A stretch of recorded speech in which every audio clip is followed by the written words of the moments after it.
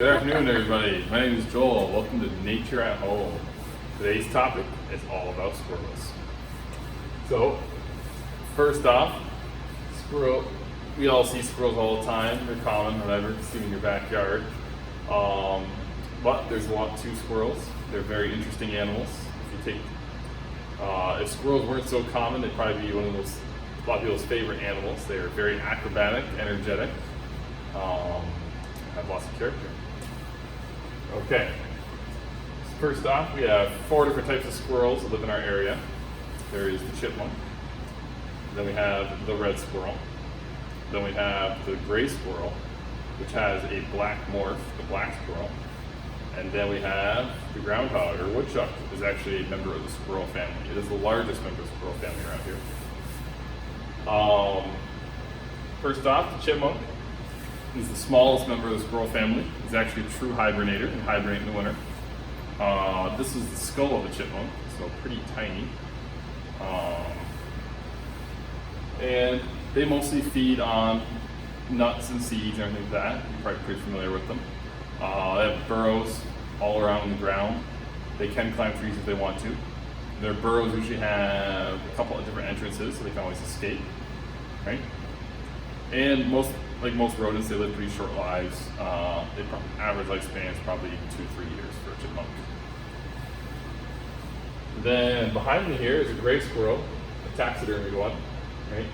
Larger than a red squirrel, and larger than a chipmunk, smaller than a groundhog. The gray squirrel is probably one of the most common ones you see around here. The black squirrel and the gray squirrel are the same species. They're just a different color morph, like the same species. Okay. This is a pelt from a gray squirrel, so you can see relative size. Their fur is not the softest. Any member of the squirrel family, that's probably why you don't see too many people wearing squirrel coats.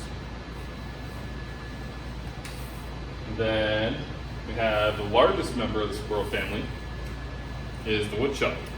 And this is a woodchuck skull. And we'll compare that to a chipmunk skull for size. So all the members of the squirrel family are rodents, right? And as rodents, they have two sets of incisors in the front. They're very distinct, and then they have grinding molars in the back. These incisors in the front grow their entire life. They have to constantly keep chewing on things, otherwise these teeth will overgrow too much. They won't be able to open their mouth. This would be a woodchuck right here. Compare it in size to, say, a gray squirrel. Right? So they're quite a bit larger. The woodchucks actually can climb trees. They can swim. One of their old nicknames is whistle pig. That's because they make a whistling sound sometimes when they're pretty perturbed or when they're doing their mating call. And I want to just kind of compare the skull of a woodchuck, which is an herbivore, to a similar sized animal. This is a fisher, who's a carnivore. And you can kind of see the difference in teeth structure, right? A lot more molars here on the woodchuck. These incisors more for cutting through vegetation, versus on the fisher, all pointy teeth for the most part, large canines, meant for just grabbing on and holding onto prey. There's actually a 5th species of squirrel here in Robert Moses State Park that I didn't mention earlier, and that is the flying squirrel. We don't have any specimens of them, but they do live out here. They're nocturnal, that's why people don't see them. They're pretty small, they have humongous eyeballs. And then they don't actually fly, what they glide. They have flaps of skin between their arms and legs, and they stretch them out like a glider, and they can glide over 30 yards from tree to tree.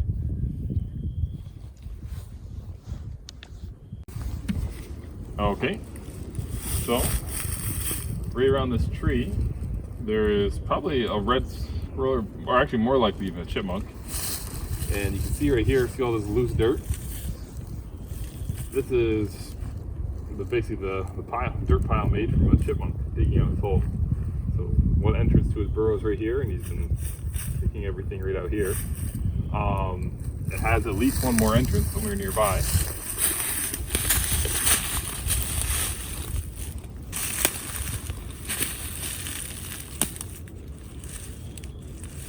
Yeah, see, here's one right here. Hidden. Yeah, there's another one. It's actually really dug up around here. The animals, they're probably caching their food. Some leftover bits from a walnut. Okay, so squirrels like to have to store food for wintertime to survive.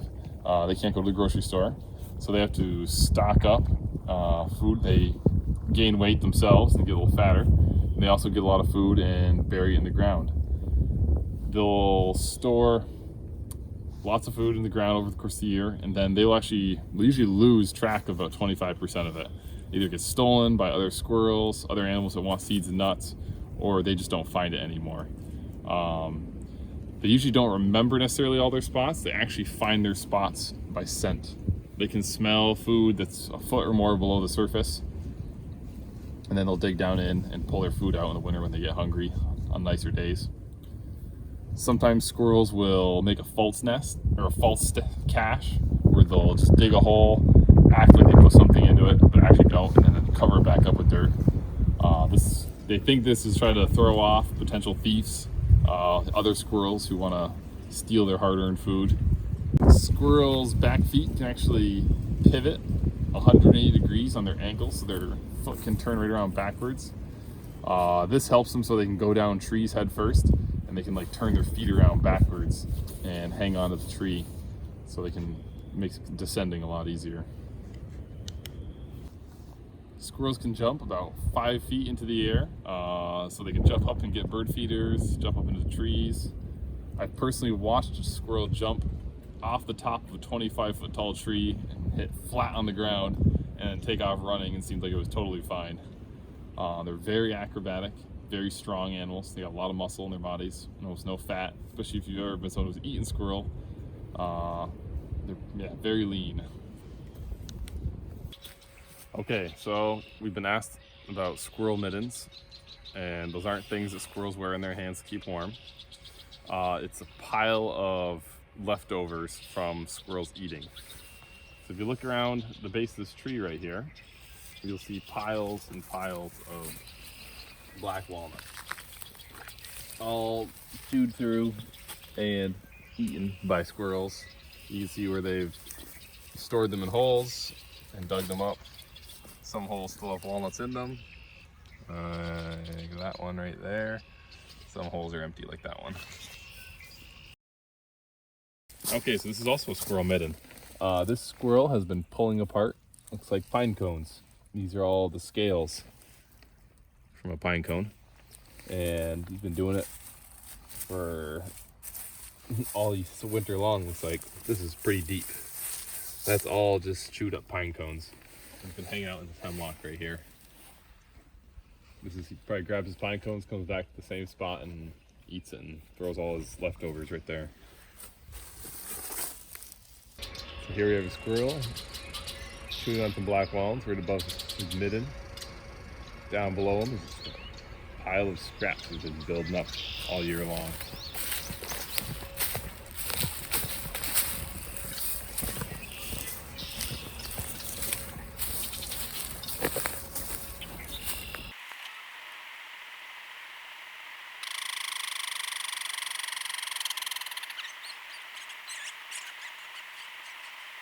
Okay, everybody, thank you for watching today. And I'd like to thank the New York Power Authority for funding the Nicandre Nature Center. And I'll see you all next time.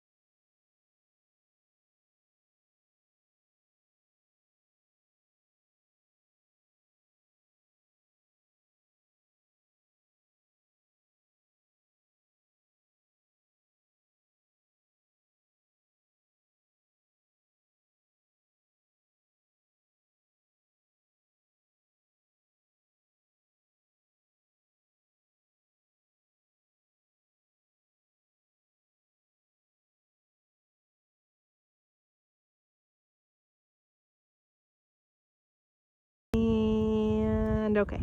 Okay, everybody, thank you for watching today. And I'd like to thank the New York Power Authority for funding the Nicandria Nature Center. And I'll see you all next time.